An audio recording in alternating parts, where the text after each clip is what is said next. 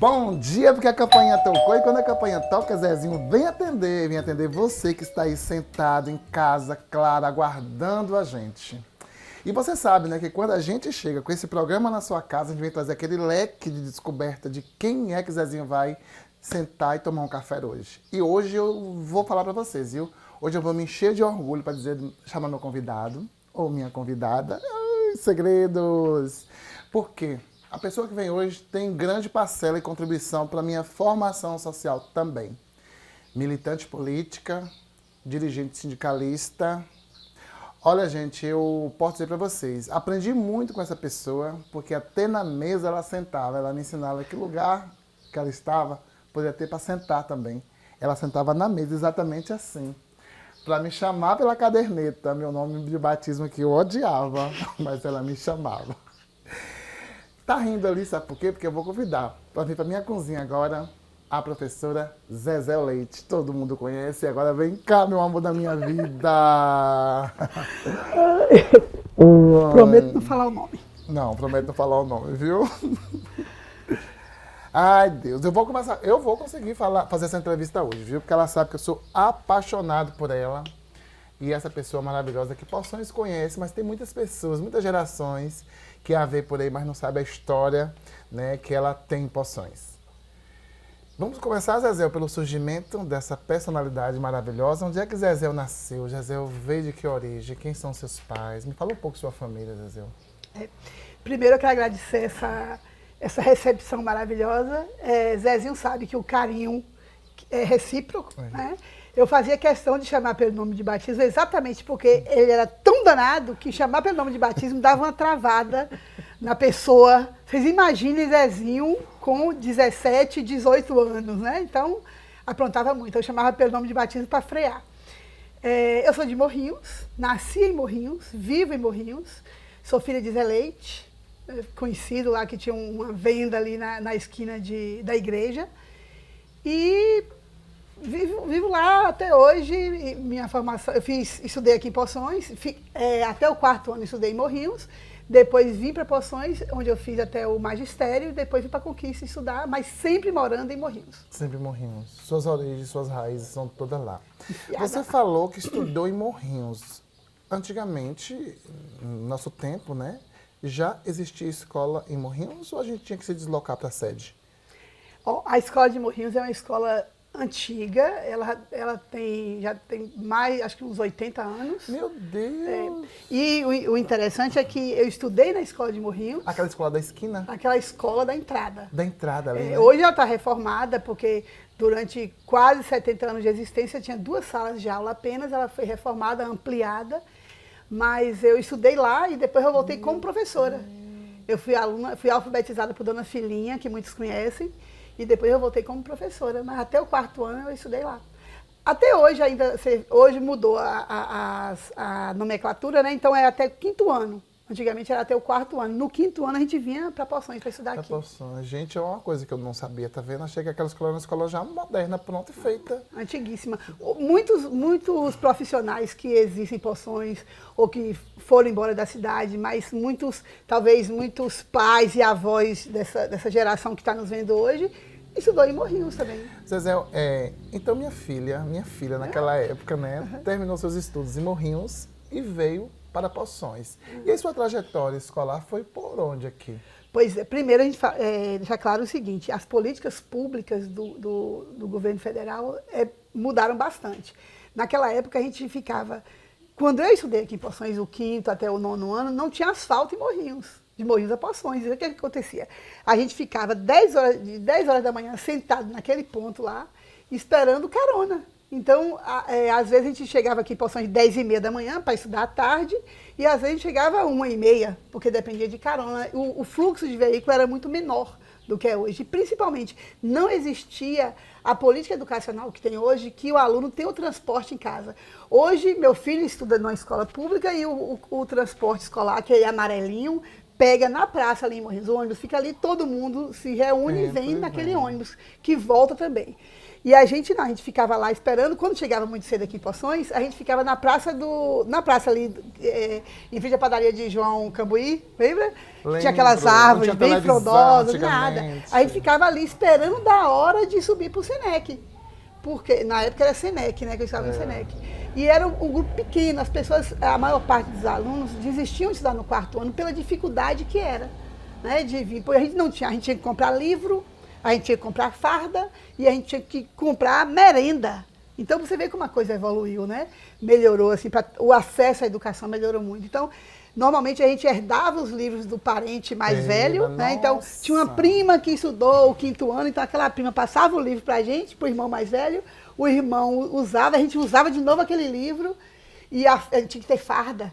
O Senec tinha que ter farda. Amarela, gente, eu tenho 53 anos. Era calça de tergal, que chute. Vocês imaginem um adolescente hoje usando que chute. Nunca que ia usar, porque era feio demais. Amarrado na perna. Nossa Senhora. E uma camisa branca com um bolso, com o brasão da escola aqui desenhado no bolso.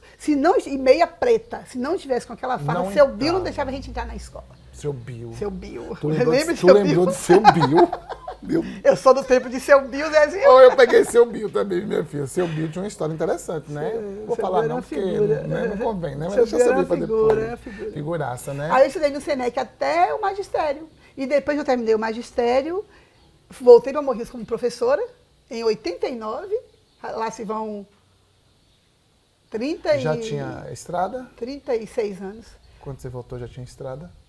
A estrada foi de 89 para cá. Foi, né? 89, 90 foi quando fez o asfalto. Aí eu voltei para dar aula lá e tentei fazer contabilidade. Com Alvino? Alvino. Bem, Abraço, Alvino. Alvino, e aí adoro. Eu não consegui fazer contabilidade, desisti e fui. E assim, até para fazer o vestibular naquela época, a mesma dificuldade que a gente tinha de vir de Morrinhos para cá para estudar, você imagina ir para Conquista. Então, quem fazia faculdade aqui, você contava nos dedos. Eram poucos professores que faziam faculdade. Na época, Thelma Carmesina, João Bonfim, Will, Maria Jeane. Célio? Não, era um grupo pequeno que fazia faculdade, que pegava, ficava na pista pegando Camurugipe, carona. Então, para ir para a UES era um sofrimento. Então, a gente desencorajava a gente a fazer faculdade. Aí, depois que a gente conseguiu... através do Fundef, que já é política educacional, né, que é o incentivo à formação e manutenção da educação básica, a gente conseguiu comprar aquela Sprinter. Não sei se você lembra. Lembro. O primeiro transporte escolar foi uma Sprinter para a Conquista. E aí cabiam 14 pessoas. Aí a gente teve antes da Sprinter, a gente ia de ônibus, aquele ônibus batendo, tipo... Sabe esse ônibus que faz zona rural, levava a gente para Conquista. Então foi com muita dificuldade que a gente fez faculdade. Chegava todo mundo desmontado em Conquista, né? Desmontado, e depois a gente já descia aqui do ônibus direto para a sala de aula, para dar aula. Todo mundo, porque as pessoas que estudavam em Conquista eram professores. Entendeu? Então era formação de professor mesmo. Foi bem, a nossa trajetória foi bem difícil. Você formou em Geografia? Foi bem em Geografia. E parou em Geografia, não seguiu mais uma outra faculdade? Eu fiz uma pós-graduação na Federal de Lavras em turismo rural, ecoturismo e turismo rural, que o potencial de Poções é muito grande. Eu estava numa fase assim, bem apaixonada pelo turismo rural, mas eu não continuei, não tenho mais disciplina e vontade de me dedicar aos estudos. Não. Eu incentivo todo mundo a estudar, agora para mim deu. Eu não queria seguir carreira acadêmica. Né? Zezé, e me falar dos seus irmãos, quantos irmãos existem? Que a família Leite é uma família, meu amor, como diz o ditado, né? Na teta da vaca sai leite.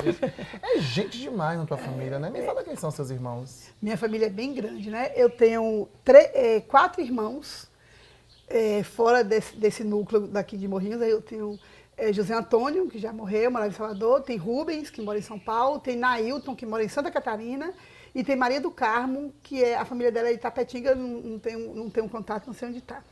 E em casa somos eu, Jerusa e Cláudia. Então nós somos 7 filhos de painho e 3 do casamento de pai e mãe. A venda de seu Zé Leite ainda tá lá, né, menina? Tá lá, com Claudinha assumiu. Eu faço umas publis lá, frente ao posto, tem hora que eu sento lá e fico olhando, gente. Como a nossa vida para diante daquele lugar. Porque a gente olha e vê saudade, vê coisa boa, sabe? Eu vejo as coisas ainda penduradas pelo teto. como é bom a gente manter sabe, manter esse resgate presente na vida da gente. Isso é muito bom. Apesar de que mudou muito, né? Porque na sua infância, na nossa infância, a nossa venda era a venda assim, que vendia bebida, tinha sinuca, vendia... O pessoal comia, para ir tomar banho no rio, parava lá para comer pão com mortadela e tubaína. Hoje não vende mais bebida, tem assim, de absorvente a cano. Então é uma venda mais a mercearia plural. Chamada mercearia que o povo chama? Continua sendo venda, Né? Chama comercial leite, né? Depois que o pai morreu, Cláudia assumiu. Mas vende de tudo que você... De parafuso, arroz, feijão. E Zezé casou? Como é que foi a vida de Zezé? Como é que é esse lado de Zezé? Me fala aí. Casou. Casou? Eu vou contar minha história. Eu me casei em 2005, né? Conheci meu marido pelo Orkut. Meu pai. Zezinho, a gente está dando demonstração da nossa idade. Conheci meu marido no Orkut, né? Pela internet. Ele morava em São Paulo, eu morava aqui em Poções, a gente se casou e vivemos juntos até 2010, quando ele morreu. Porque teve pressa para ir embora, foi embora em 2010. O que aconteceu com ele, Zezé? Ele teve uma doença chamada DPOC, que é uma doença típica de fumantes, né? Mais conhecido como enfisema pulmonar. Mas DPOC é doença pulmonar obstrutiva crônica. Então, tem gente que não fuma também que pode ter, mas no caso dele era pelo excesso de cigarro. E aí ele tinha uma hérnia. Quando foi fazer a cirurgia da hérnia, o pulmão descobriu que o pulmão dele não funcionava mais e ele teve falência múltipla de órgãos no dia 15 de novembro de 2010. E tua vida mudou, né? Sou viúva há 15 anos. Continuo viúva e solteira, meu Deus do céu. Ô, Zezé. E essa perca mexeu muito contigo? Mexeu, né? Porque eu costumo dizer que foi a grande história de amor da minha vida foi essa história com o Walter. Mas, por outro lado, os 5 anos que a gente viveu juntos foram tão intensos, ele era uma pessoa tão incrível que ele me ensinou a viver sem ele. Ele dizia coisas muito interessantes, assim, por exemplo, que a gente não deve alimentar a tristeza e a gente não deve, por exemplo, lembrar de uma pessoa que partiu com tristeza. Que o que a gente tem que preservar é o que a gente viveu com aquela pessoa. Entendeu? Ele perdeu a filha única com 22 anos de idade, a filha dele foi assassinada em São Paulo. Então ele tinha uma dor muito grande, mas ele tinha uma relação com a morte também muito interessante. E ele dizia isso, ele falava assim, a gente tem que lembrar das pessoas com alegria. Se você for pensar na pessoa, a pessoa morreu, poxa, Walter morreu, que tristeza e tal. Claro que eu fiquei triste, eu sofri demais, até hoje eu lembro todos os dias, tanto é que a gente está falando dele aqui 15 anos depois. Mas, por outro lado, ele me ensinou que vale muito mais a pena você viver com as lembranças positivas, você guardar o que a pessoa tinha de bom. E então, eu digo isso, né, que os 5 anos que eu vivi com ele me ensinaram a viver sem ele. E eu só tenho coisas boas, inclusive Lucas, né, que foi o fruto dessa relação da gente.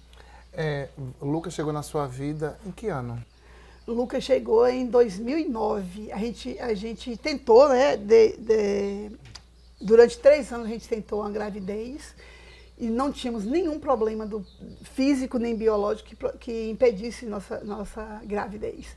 Mas aí, quando a gente viu que estava demorando muito, eu já estava com 37 anos, 36 anos, e Walter estava com 60, aí eu sou ruim de conta, 61 anos, sei lá. Ultrapassou seus 60 anos. 61 anos. Aí a gente decidiu adotar. O Lucas chegou pra gente com 60 dias, mas chegou em casa com 69 dias. E hoje o Lucas na sua vida? Ave Maria, meu companheirão, tá com 15 anos, né? Quando ele chegou para casa. Primeiro assim, deixa eu contar a história mais detalhada. A primeira notícia que a gente teve de Lucas, como todo mundo sabia que a gente estava querendo adotar, toda hora chegava alguém dando notícia. Tem um menino ali, tem uma criança ali, não sei o quê. Mas a gente queria fazer tudo legal para não ter problema. Então, a gente ficou procurando, né, nesses lugares, em casas de abrigo, esses lugares que tinha criança para adoção.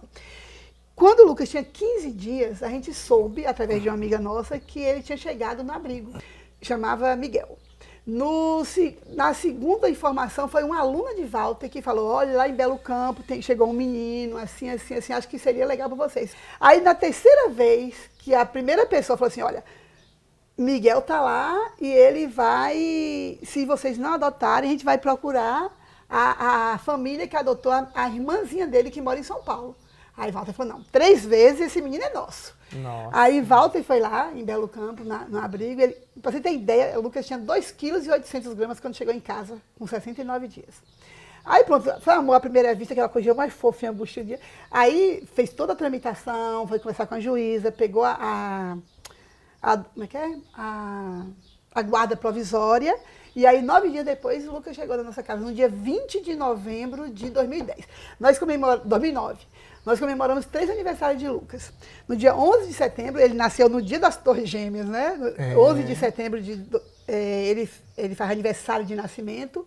No dia 20 de novembro, ele faz aniversário que ele chegou com a gente, dia da consciência negra. O cara é cheio de simbolismo. E no dia 8 de junho, foi o dia que a gente pegou Walter já tinha morrido, eu peguei a certidão de Lucas, oficialmente meu filho. E filho de Walter. No dia 11 de setembro, no dia 8 de junho de 2011. E tá aí até hoje com a gente. Lucas, um beijo, um abraço. Eu sei que você é apaixonado por Cidinha. Eu sei que você gosta de Cidinha. Cidinha é Nossa Senhora Aparecida. Gente, eu tô em nossos comerciais e já eu vou voltar com essa pessoa incrível, maravilhosa, que tem um leque, tem lacunas a serem preenchidas. Eu vou te falar, na volta eu vou falar com a ex-vereadora Zezé Leite. Porque experiências ela tem. Tô indo, viu? Vida saudável e Panificadora Conquista. Todo domingo aqui comigo.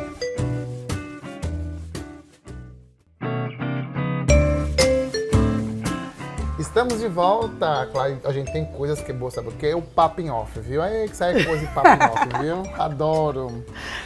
Ai, não posso nem falar o que ela falou, não, que muda de assunto. Gente, não existe programa mais divertido do que esse, não, viu? E deixa eu falar com você que tá aí, ó, cozinhando com seu gás. Você sabia que agora, se você for assinante global, você pode ganhar R$15 de desconto no gás? Pois essa é a melhor notícia que eu tenho para te dar todo domingo de manhã, não esqueça. Esse telefone está na tela aí, você vai tirar todas as dúvidas de como comprar gás com R$15 a menos no seu orçamento. Combinado? Então aproveite, meu amor, que o gás vai ficar barato e asse o frango, tá? Beijo. Vereadora Zezéu, me fala dessa experiência que foi icônica, foi revolucionária em Pações. Primeiro assim, né? Eu sempre gostei muito de política. Eu continuo gostando de política. Eu acredito e defendo que não existe vida fora da política. Todas as nossas ações, do nosso nascimento à nossa morte, perpassa pela política e dependem da política. E aí, eu desde pequena sempre me envolvia em política. Mesmo sem votar, eu tinha meus candidatos, eu fazia campanha e defendia que eu acreditava e tal. E aí, depois do sindicato, essa coisa fica mais forte, porque você passa a fazer a política sindical, você começa a entrar na política de uma forma indireta, né? Você não foi eleita para um cargo político, no caso, político partidário, mas você está fazendo política através do sindicato. E aí, porque é bom até a gente deixar claro que política é o ato de exigir direitos, é o ato de cumprir direitos, né? Não é, as pessoas entendem muito errado a coisa de que toda política é política partidária, não é. Essa nossa conversa aqui é um ato político, né? Porque a gente está falando de coisas que têm sentido para algumas pessoas. Então, aí quando me convidaram, eu sou filiada ao Partido dos Trabalhadores há muitos anos, me convidaram uma vez, eu achei que não era o momento e tal. Quando me convidaram em 2012, eu aceitei, porque era um desejo meu. Eu acho que a gente não basta a gente ficar criticando a política, a gente tem que fazer parte também da política. E aí eu me candidatei com o apoio da categoria dos meus colegas e fui eleita em 2012. Exerci de 2013 a 2016. Em 2016 eu tentei a reeleição, mas não estava com o mesmo gás. Eu já estava muito cansada, porque eu peguei a vereança, né, o pior período do PT, que foi aquele período que todo mundo lembra, de 13 a 16, quando estava armando o golpe, né, que queriam tirar a Dilma do poder. Começou em 2013, então foi o Brasil todo passou a ouvir falar do Partido dos Trabalhadores como uma coisa ruim, então falavam muito mal, atacavam demais, atacavam Dilma, até conseguir o impeachment de Dilma. E depois veio o Temer, aquela bagunça toda. Então eu peguei esse período aí, foi um dos períodos mais tristes e sombrios da política nacional, foi aquilo ali, porque a mulher a primeira mulher na presidência da República e eu na Câmara de Vereadores defendendo aquele partido que eu acredito, ainda continuo acreditando, apesar de várias falhas, de várias críticas que eu tenho ao partido, eu continuo defendendo o partido ao qual eu pertenço, mas naquele momento o Brasil todo estava torcendo ali, ficou dividido, aquela coisa pelo impeachment de mim foi muito ruim. Então, eu aqui em Poções sofri também esses ataques, né, que o partido estava sofrendo nacionalmente, eu também sofri aqui. E é muito, assim, para você entrar na política, um mandato, né, na política, tem que ter muita disposição, tem que ter uma energia espiritual, energia física muito grande, e eu não tenho, eu sou ansiosa. Inclusive, durante o mandato de vereadora, eu desenvolvi ansiedade patológica, né, eu tenho que cuidar com remédios e com terapia, porque eu sou extremamente ansiosa. E foi desenvolvido por conta daquele período ali, com muita pressão, muita coisa. Então, eu preferi me afastar da política partidária e estou apenas na política sindical agora. Mas é uma experiência importantíssima, porque assim, você contribuir para o coletivo. As pessoas têm que entender que política é coletivo. Política não é beneficiar seus amigos, seus parentes, não é ganhar dinheiro e mudar de vida, porque o dinheiro da política não é um dinheiro que vai enriquecer ninguém. Mas as pessoas têm que entender que a política é o ato de fazer coisas para o coletivo. Então, eu vivo em Poções. Nasci e cresci, tenho 53 anos, continuo morando em Poções. É daqui que eu tiro meu alimento, porque é onde eu trabalho, é aqui que eu faço minhas compras, é aqui que eu faço tudo na minha vida, que eu crio meu filho, que eu educo meu filho. Então, eu tenho que fazer tudo para essa cidade ser a melhor cidade do mundo para mim. Entendeu? Então, e não quero só para mim, eu quero para todo mundo. Então, não é justo que eu queira uma escola boa para o meu filho e que o filho da minha funcionária, o filho do meu colega tenha uma escola ruim. Então, eu tenho que ter uma escola boa para todo mundo, eu tenho que ter saúde boa para todo mundo. E isso é a política que faz. Então, é isso. Isso é Zezéu. E você gosta de política? Pois é bom você rever seus conceitos. Porque a política ela é uma ciência, ela não é uma troca, ela é uma ciência que permite uma representatividade. E Zezéu, claro, ela representa, não representou como vereadora não só a comunidade, mas também uma categoria. E como ela falou, hoje ela continua na questão sindical. E hoje ela também está inserida na APLB. Eu não posso deixar de falar da PLB, porque a PLB representa muitas pessoas. E tem uma professora em especial que você vai falar dela depois que você vê um vídeo que ela mandou para você. Ai, meu Deus. Olá, pessoal do Café com Zé, tudo bem? Passando aqui para falar rapidamente sobre Zezéu. Foi minha professora no Luiz Heraldo. E eu me recordo da forma como ela tratava os alunos, sempre muito acolhedora, principalmente com os menos favorecidos. Ela foi uma das professoras que me ensinou a lutar por aquilo que eu acredito, né? Hoje, o pouco que eu sei sobre feminismo, empoderamento, eu devo a ela. É uma pessoa que sempre acreditou nos seus alunos, uma amiga incrível.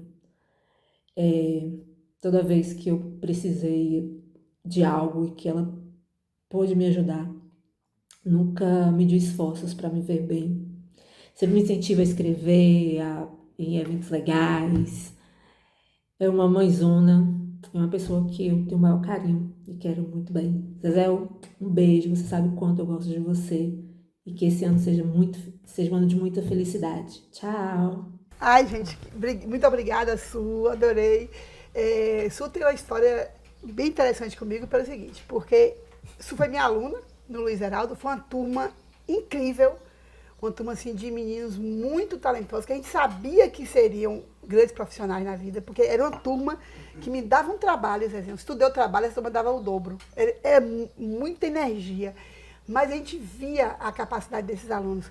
E Su, além de ser uma amiga muito querida hoje, ela foi minha aluna, depois ela foi professora de Lucas e depois minha colega. Então, assim, é uma pessoa que passou na minha vida e está na minha vida em várias fases, né? Então, beijo, Su, todo o carinho do mundo, te adoro também. Arrumou até um namorado pra ela? Ela vai me matar, meu Deus. Quem não sabe, Su é minha prima, viu, gente? Pelo amor de Deus, viu? Me fala da PLB. Esse sindicato que tem uma representatividade de uma classe tão importante no país, que eu sempre digo, não há nada na vida se não existir professor. Olha, a PLB existe desde 69, então já são aí 56 anos de APLB. Na verdade, a Associação dos Professores, que deu a origem à sigla, a Associação dos Professores Licenciados da Bahia, tem mais de 70 anos como associação, como sindicato que tem de 89. Então, nós criamos aqui em Poções, e vale salientar, vale ressaltar os nomes de Hélia Mendes, Rosângela Teófilo, João Bonfim, que foram Graça Barreto, Elinete, uma galera aí que pegou a PLB lá atrás e fundou o sindicato aqui em Poções, né? E aí eu assumi o sindicato entrei em 2002 com Miriam Vasconcelos enquanto diretora e fui eleita diretora em 2005. Fiquei até 2012, saí para a vereança, voltei em 2019, então até agora vou me aposentar logo, e aí vou passar para outros colegas. Mas para mim a PLB é importantíssima, porque assim, tudo que a gente conseguiu hoje, olha que ainda tem muita coisa para conseguir ainda, falta muita mas coisa. tudo que a gente conseguiu foi através da luta coletiva. Então, se as pessoas mais velhas podem lembrar que a gente ia para a rua em grupo, você imagina aí, Poções em 1990, 98, 96, foi bem pesado mesmo assim, a gente ia para a rua com 13, 14, 20 pessoas no máximo, com os cartazinhos ali, João Bonfim à frente, para a gente criar o sindicato, porque havia uma forma de fazer política ainda aqui muito parecida com o coronelismo, né? Um líder que a gente tinha que obedecer, que a gente tinha que fazer tudo conforme ele queria, ou a gente estava contrariando as regras. Então, a gente peitou e foi para frente e criou o sindicato.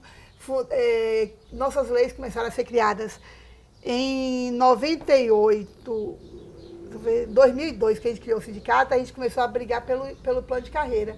Conseguimos meia boca em 2004, mas já começou a melhorar.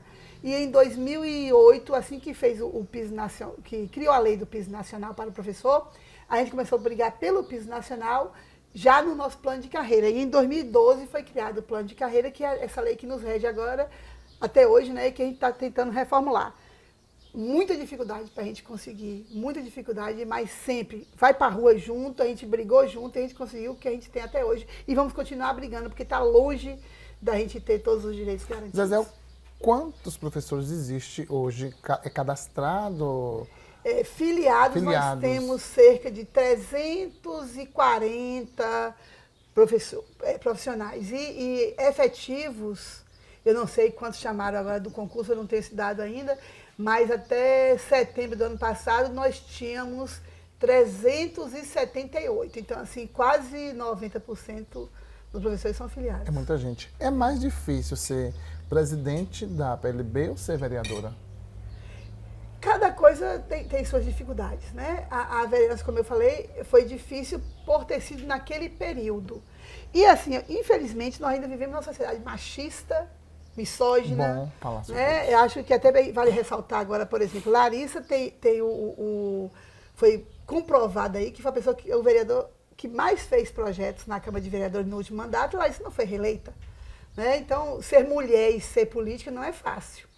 Mas ser diretor de sindicato também não é fácil, porque assim, ó, a gente nunca consegue dar a todo mundo. Então você consegue resolver um problema aqui, daqui a pouco tem outro problema, você resolve, daí tem outro você resolve pela metade, porque não depende da gente.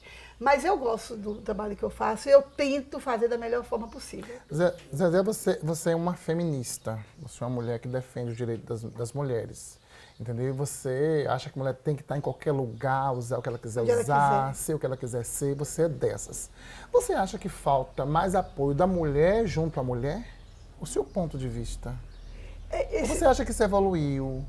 Antigamente era assim, o marido falava assim, você vai votar em fulano que eu quero. Ou você acha que a mulher hoje ela consegue mais independência? conseguimos muito mais independência. Isso tem muito a ver com a questão financeira, você sabe, né? A mulher, antigamente, se você pensar em a mulher do começo do século, a mulher não trabalhava fora. Ela era a reprodutora. Então, ela paria, ela cuidava dos filhos, cuidava do marido, cuidava da janta do marido, da roupa do marido, levava o prato pronto, a roupa no banheiro do marido. A partir do momento que a mulher vai para o mercado de trabalho, isso muda. Primeiro que ela começa a se arrumar. Ela não vai mais ficar com aquela roupinha que ela ficava dentro de casa, né? Aquela camisola que ela usava dentro de casa, aquela roupa feia. Porque ela vai para o mercado de trabalho, ela começa a se arrumar, ela começa a se valorizar e a perceber que, ao conseguir um emprego, ela consegue também ter mais autonomia em casa. O que, para os machistas e misóginos, é terrível. Porque quando a mulher começa a dividir as despesas, para quem é machista, ele começa a ser desafiado. Porque ele sai daquele papel de provedor da casa e passa a dividir as contas. Por isso que muitos machistas não permitiam que a mulher trabalhasse fora. E até hoje ainda existe, aí não pode falar, o feminicídio é horrível. Todo dia tem um caso de feminicídio, que você vê na televisão, vê na internet. Poções tem um número alto de feminicídio. A gente tem casos aqui históricos e casos que... inclusive, eu quero reforçar aqui a importância, mais uma vez, de Larissa na Câmara de Vereadores e Dona Nilda como prefeita, duas mulheres, pela criação e manutenção do CANV. Né? Importantíssimo o CANV, que é o Centro de Assistência à Mulher Vítima de Violência. O número de mulheres que o CANV atende, você não tem noção, é enorme. Porque as pessoas veem todo mundo bonitinho na rua e tal, você não imagina o que acontece dentro de casa. E a mulher ter coragem de denunciar o marido é pai dos filhos, o marido é a pessoa que ela prometeu amar na frente de um padre ou de um pastor, e de repente aquele marido vira inimigo. Ele começa a bater na mulher, ele começa... Porque é importante também, Zezinho, deixar claro que a violência não é só física, tem a violência psicológica. Quando ele começa a dizer, você tá doida, a mulher deu uma demonstração de ciúme, você tá doida, não existe isso, não sei o quê. Ele começa a culpar a mulher pelas coisas que ele faz errado. E ele começa a botar na cabeça da mulher que a mulher tá ficando louca. Entendeu? Então, a pressão psicológica, tem a violência financeira, econômica, no caso. A mulher trabalha, todo o dinheiro é entregue ao homem, para ele administrar o dinheiro. Então, é um tipo também de violência. Tem a violência documental, ele pega os documentos da mulher, esconde os documentos da mulher para a mulher não poder sair de casa, a mulher não poder fazer nada. E tem a violência física, que assim, a pessoa fala, namora ali, um casal todo romântico, bonitinho, aí de repente o namorado tem um gesto ali, condena a roupa, você não vai sair com essa roupa. Ou então, esse batom tá muito vermelho, a mulher minha não vai para a festa sozinha. E a mulher, ela não percebe os sinais de violência, achando que é carinho, que é ciúme, que é cuidado. Quando vê aquele homem que falou para ela não vestir aquela saia curta, porque mulher minha não veste curto, um dia tá batendo nela. Porque o corpo é meu e quem tem que decidir sobre o meu corpo sou eu. Quando você está num relacionamento, você está casado com a mulher ou com um homem, seja lá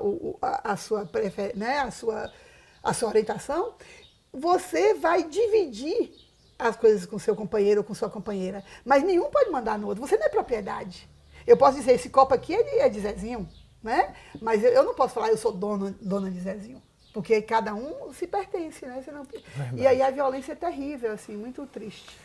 E aí, olha, tá chegando o FLIAP, viu? E ela, claro, né, uma das organizadoras desse projeto literário que é reconhecido em toda a Bahia hoje. E no próximo bloco vamos falar sobre o FLIAP, claro, com certeza. E tem muito mais. Então avisa quem tá dormindo ainda, que já é quase meio-dia. Vamos, menina, vamos, menino, em nome de Vida Saudável e Planificadora Conquista, aqui no Café com Zé.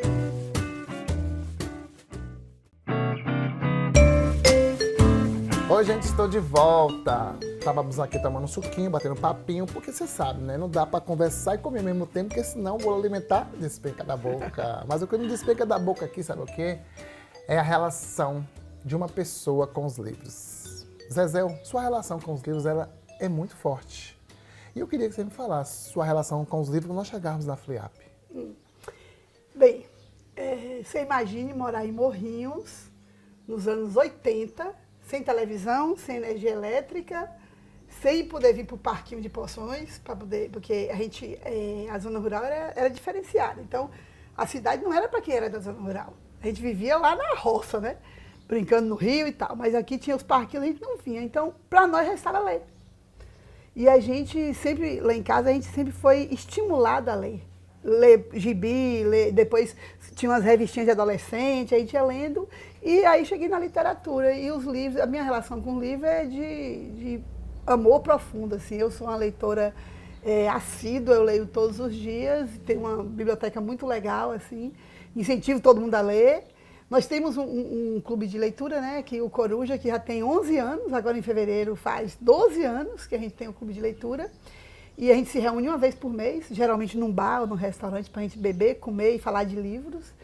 E é uma delícia, assim, a participar desse grupo e ler é muito bom, eu recomendo demais. E logo Coruja, né? Pois é, Coruja, porque acho que tem a ver com a questão de ser professor e tal, aquela coisa assim. E eu gostaria de chamar a atenção para uma coisa. Você conhece a Biblioteca de Poções, né? Acho que a biblioteca é um lugar muito legal porque livro é caro. No Brasil, livro é caro. Então, tem umas pesquisas aí, o brasileiro lê pouco. Porque o brasileiro, muitas vezes, tem que botar comida na mesa. E você dá 50, 60 reais no livro, dá para você fazer uma comprinha na quitanda, né? Então acaba sendo caro. Mas nós temos a Biblioteca Municipal, que tem um acervo muito bom. Você vai lá, faz seu cadastro e pega o livro, leva para casa, lê e devolve. É interessantíssimo. Tem as bibliotecas nas escolas, tanto do município quanto do estado. Tem biblioteca na escola, o aluno pode ler esse livro na escola. E tem a leitura em PDF, né? Que as editoras falam, porque é pirataria, não sei o quê. Não. Tem muitos clássicos que são, que já é de domínio público. Os grandes clássicos da literatura, você consegue baixar em PDF e ler. Você não tem um Kindle, um leitor de e-book, você pode ler no próprio celular. Então, não lê porque não quer. Então, tem várias formas de leitura aí e você pode... Não tem desculpa, né? Não tem desculpa. E o FLIAP? Vim falar do FLIAP porque é o projeto mais encantador que eu já vi em Poções. O ano passado eu fiz um tour, gente. Eu não vou falar não, deixa a Zezé falar, porque senão eu vou ocupar o tempo. É o seguinte, nós tínhamos a intenção, há muitos anos, de fazer uma festa literária aqui em Poções, né? E aí a gente vivia tentando fazer, mas é caro, né? É um projeto que não é uma coisa barata e que envolve muitas pessoas e tem que ter muita, como é que fala? Muita ajuda para fazer o FLIAP. E aí, quando foi ano passado, a gente conseguiu uma emenda do deputado Valdenor. Então, com a emenda de Valdenor, com o apoio da Prefeitura e da Secretaria de Educação, a gente conseguiu fazer aquela belezura que foi o Festival Literário, o primeiro Festival Literário e Artístico de Poções, FLIAP, né? Festival Literário e Artístico de Poções. Você consegue fazer uma avaliação do que foi o que eu vi? Porque eu não posso avaliar, não. Eu quero que você avalie. Eu sou suspeita a falar que, para mim, foi maravilhoso, assim.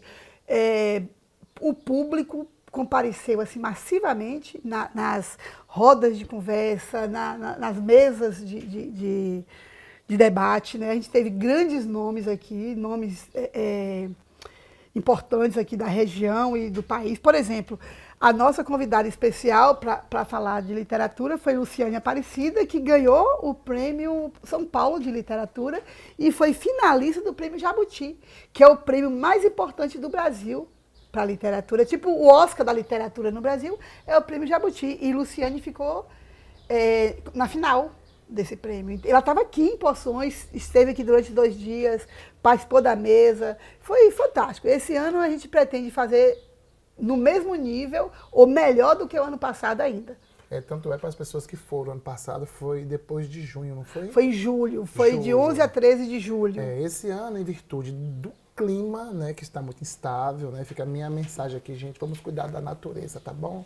Então, resultado, esse ano vai ser em abril, é abril? Abril. Abril, por conta do clima. Então, você que quer saber sobre esse projeto, que quer participar, fique atento. Mês de abril vai acontecer a FLIAP aqui em Poções. Eu, na qualidade de apresentador e de influenciador digital também nas minhas redes sociais, que está aí na tela, ninguém nunca sabe das minhas redes sociais, eu vou estar levando tudo que vai acontecer do FLIAP para vocês. Mas eu digo, não deixe de ir, por favor. Já estou fazendo a propaganda aqui. Leve as crianças, os idosos em especial. Tem teatro, tem cinema, tem música, tem dança, enfim, é tudo de bom, tá? Zezé, Eu falei do FLIAP, eu não vou nem falar muito mais do FLIAP, eu queria só deixar essa mensagem de convite aqui, né? E eu queria voltar um pouquinho para Morrinhos. Eu posso voltar um pouquinho para Morrinhos? Porque Morrinhos é seu berço, né? Morrinhos foi onde você cresceu, onde você também sofreu, onde você também sorriu e onde você viveu e viverá por muitos anos, eu tenho certeza. Mas Morrinhos tem pessoas que passaram por sua vida assim de uma forma muito significativa, né? E a produção aqui ela vai buscar longe as pessoas, claro que tem que passar aqui com você. E tem uma pessoa aqui que eu quero que você fale dela depois que você assistir um vídeo. Pode ser assim? Oi, Zezé, tudo bem? Gente, bonitinha. Bem, fala um pouquinho o quanto você é especial pra mim. O quanto meu coração é grato por ter você. Agradeço todos os dias por ter colocado uma pessoa no meu caminho igual a você. Obrigada pelos conselhos, pelos momentos que passamos juntas e que vamos passar mais ainda juntas. Obrigada por tudo, por ser essa pessoa alegre, divertida, que topa tudo, que tá sempre me apoiando, que tá sempre do meu lado. Obrigada, viu? Você é uma pessoa muito especial. Obrigada pelos conselhos. Você sabe que eu lhe considero como uma mãe. E hoje, venho aqui falar um pouquinho o quanto sou grata por tudo que você tem feito em minha vida. Morrendo de vergonha, mas tô aqui. Imagina. Viu? Quero lhe falar que eu lhe amo e que você é tudo pra mim, viu? Beijo, um abraço. Oh, meu Deus, que bonitinha. Ai, fiquei até emocionada. Seca os olhos. Bruna é muito especial pra gente lá em casa, né? Porque, na verdade, ela falou assim que ela me considera como mãe. Ela tem 4 mães. Ela tem Gal, que é a mãe que pariu ela, e tem eu, Jerusa e Claudinha também como mãe. Porque ela, por ser vizinhos ali, ela pequenininha, a gente levou lá pra casa e não queria devolver mais. Então, até os 15 anos de Bruna, ela era mais nossa do que de Gal e Valdez. Até que resolveram tomar de nós lá de novo. Mas agora nós vamos ser avós, né? Davi tá vindo aí, tá no forninho, Davi chega logo para alegrar nossa vida. E Bruna é uma pessoa especialíssima, uma criatura que tem um coração enorme e que você nunca vê Bruna de mau humor, você nunca vê Bruna falando mal de ninguém, você nunca vê Bruna alterando a voz. Ela é um encanto, Abu. Nós te amamos também. Agora esperando Davi, viu? Depois de Davi, você vai ficar em segundo lugar. Davi vai ser em primeiro. Zezé, é como eu falei, sua relação com Morrinhos é muito encantadora. E a gente sabe que sozinho a gente não faz nada. Mas se você pudesse transformar, eu sempre chamo Morrinhos de o oásis, né, o encantamento das águas, o lugar prometido. Eu gosto de Morrinhos. E eu lembro-me que meu tio mais querido, né, que era João Miranda, frequentava muito. Eu sou sobrinho de João Miranda. E meu tio João Miranda, ele me levava todos os dias para Morrinhos, que ele ia, todos os dias que ele ia. Todo dia, praticamente. Ele passava lá. E o dia da morte Tanto dele... que morreu lá, né? O dia da morte dele, minha mãe não permitiu que eu fosse para Morrinhos. E coisas de mãe, né? E aí meu tio morreu justamente na cabeceira da barragem, Onde um ele lugar frequentava. lindo. E eu estive recentemente nesse processo de verão todo, e eu vejo que Morrinhos é um lugar que todo mundo ama. E não é diferente de você. Se você pudesse estralar os dedos, o que você mudaria naquele lugar lindo? Que eu já fico aqui com o meu pedido de apelo para as pessoas que estão, digamos, no poder, na direção da cidade. Faça alguma coisa por Morrinhos, mas é sobre você. Então, na gestão que eu fui vereadora, né, entre 13 e 16, a gente fez um projeto, a gente tinha não sei se você lembra, que virou até piada da oposição, que Otto, na época prefeito, falava assim, vou fazer de Morrinhos um balneário. As pessoas têm uma ideia equivocada sobre balneário. Balneário não é um lugar apenas que tem uma piscina e vai tomar banho.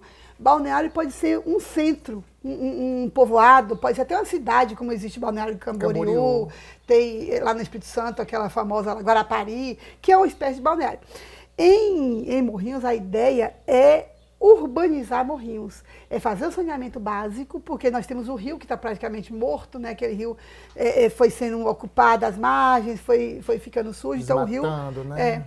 E aí, recuperar o curso do rio, fazer esgotamento sanitário com o fim correto, ao invés de ir para o rio.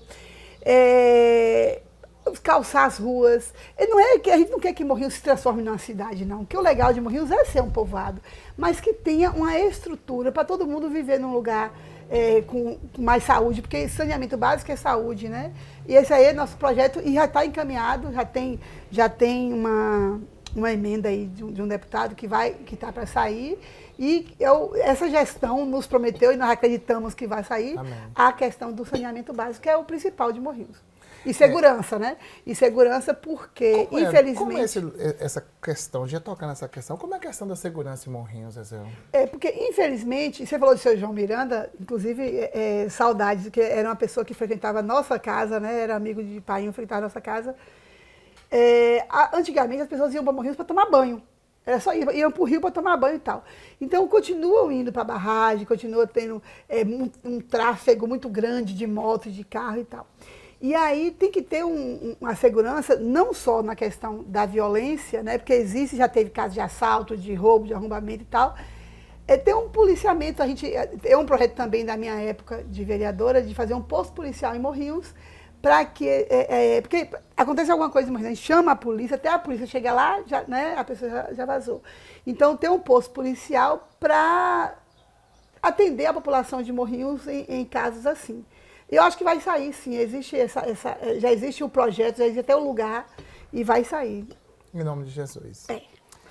Zezé, eu queria poder passar o dia todo contigo. Prosando. Já digo que tu não vai ficar para almoçar, não. Pelo amor de Deus, Zezé é boa de boca, viu, gente? Mas eu quero te agradecer por todo o meu contexto histórico, por todo esse momento aqui que eu passei contigo. Quer dizer, se eu fosse te agradecer aqui, eu te agradecer por tantas coisas, por tantos risos, por tantas alegrias, por tanta moral que tu me dá. Eu digo que é a minha seguidora mais assídua, qualquer coisa que eu possa, ela vai lá, ela fala comigo, ela comenta. Meus seguidores são orgânicos, gente, aí um aqui. Então, Zé, obrigado. Principalmente por sua existência, por você ter sentado na mesa, desmistificado a ideia de que o professor tem que sentar na cadeira e cruzar os braços. Não, você sentou na mesa e mostrou que nós podíamos sentar na mesa também, tá? Não era a mesa de alimentação, não, era só uma mesa para se sentar e ali estar. E você esteve, não só na minha vida, como na de Kelé. Quer dizer, você foi... Igal também. Muito responsável. Igal também. Dos três. Você é uma história viva que vai viver por muitos anos. Rogério também. Viu? Rogério também. Os quatro, dela para os quatro. Toda. Mas obrigadão. Mas nesse momento eu quero destinar, né, designar esse momento a você, para que você possa fazer esses agradecimentos finais. Eu sei que ficou tanta coisa para a gente falar, mas quem conhece Zezé sabe. Mas quem não conhece, redes sociais dela tá aí na tela, para vocês seguirem, conhecerem. Essa pessoa é incrível. Obrigado, viu? Brasil. Fica com você. Eu que agradeço, né? Todas as palavras carinhosas. De novo, o carinho é recíproco. E acho que teria que ser um dia com o Zezinho e não um café com o Zezinho, porque tanto assunto que a gente ficou sem falar aqui. Mas a mensagem que eu quero dizer é o seguinte: nós podemos fazer a diferença. Nós podemos escolher políticos melhores, nós podemos escolher pessoas que se preocupam com o coletivo. A gente está vivendo um momento muito delicado no mundo inteiro com esse crescimento da extrema-direita no mundo. Né? A gente vê aí, Trump acabou de ser nos Estados Unidos, botando para fora as pessoas que sustentam os Estados Unidos, quem trabalha nos bastidores ali para fazer o país mais rico daquela maneira, são os latinos, são os africanos que fazem isso, e aí ele está botando todo mundo para correr de lá. Então, que o exemplo de Trump sirva para a gente, na nossa cidade, no nosso estado, no nosso país, que a gente possa colocar no poder pessoas que se preocupam com o coletivo. Seja no poder, à frente do sindicato, à frente da cidade, à frente do país, mas pessoas que se preocupam com o coletivo.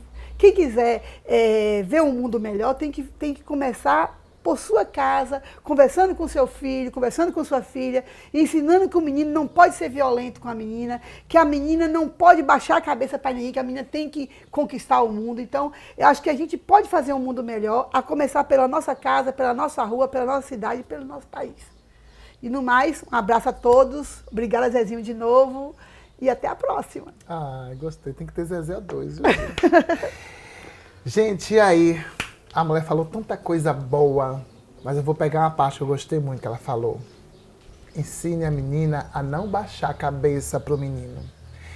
Ensina a ter a troca de respeito. E tudo que ela falou aqui hoje é sobre respeito, sobre direito, Então descubra seus direitos, viva com os seus respeitos, porque quando você dá, você recebe. Que seja aquela semana abençoada, junto com paz, com amor, com saúde em sua família, tá? E compartilhe amor. Isso faz uma diferença enorme em sua vida, na minha e na de todos nós. Boa semana, que Jesus te abençoe. Tchau.